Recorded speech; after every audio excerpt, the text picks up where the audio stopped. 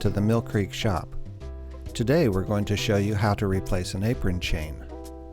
The apron chains on our new spreaders can be connected together without tools, and they last 2 to 3 times as long. But since you are watching this repair guide, you most likely have the old style apron chain. Replacing the old chain is not a difficult job, but it is one that requires patience and a bit of attitude. You'll also need a 1/2 inch wrench, a hammer, a ruler, and a good pair of work gloves.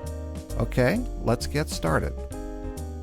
We'll begin by cleaning out the bed of the spreader. For the best performance and the longest life of your spreader, you should wash out the bed after every use. Millcreek spreaders have rhino linings and sealed bearings, so water is not going to harm them.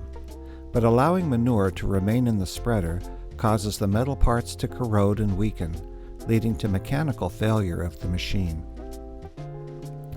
Using a 1/2 inch wrench, loosen the nuts that keep the idler positioned. There are 2 on each side and 2 at the front of the spreader. The bolts at the front control the amount of tension on the chain. The bolts on the sides keep the idler in place once tension has been adjusted. Loosen the side nuts first. The idler keeps tension on the apron chain, so we will need to release all the tension in order to replace the chain. Working from the rear of the machine, examine the links. You will notice that the links fit together by sliding one link into the next from the side. They also come apart this way.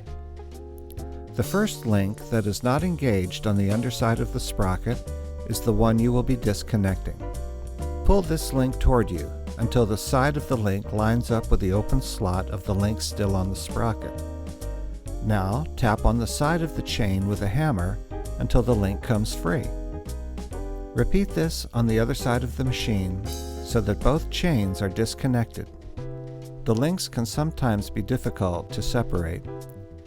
The key to success is in positioning the link correctly so it can slide out of the slot.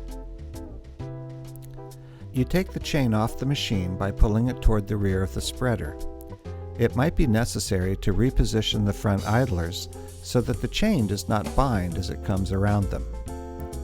If this is the case, simply tighten the nuts on the front tensioners until the idle sprocket spins free. It also helps to pull both sides of the apron chain evenly. Roll out the new chain, making sure that it's oriented correctly with the cupped end of the links facing rearward and the flat side of the slats down. Feed the link under the paddle axle and onto the sprockets. Set the back of the apron chain first so that the next to last link on each side is engaged on the drive sprocket.